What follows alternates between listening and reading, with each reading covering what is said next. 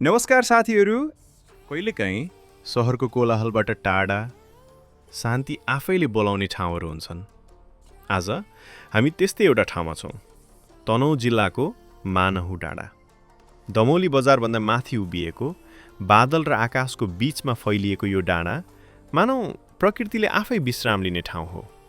बिहानको पहिलो किरणसँगै जब घाम बिस्तारै उदाउँछ, तल दमौली बजार बादलको समुद्रभित्र हराएको देखिन्छ।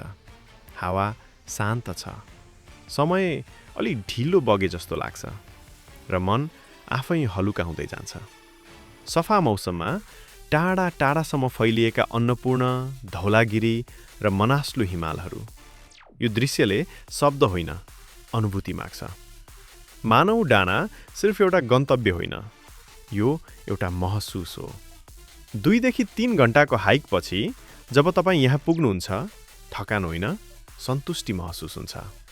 यदि तपाईँ केही समय मौनतासँग बिताउन चाहनुहुन्छ, यदि तपाईँ प्रकृतिसँग फेरि जोडिन चाहनुहुन्छ, मानहुँ डाँडा तपाईँको प्रतीक्षामा छ। मेरो भिडियो हेर्नुभएकोमा धेरै धेरै धन्यवाद। लाइक, शेयर र सब्स्क्राइब गर्न नबिर्सनुहोला। सबैलाई शुभकामना।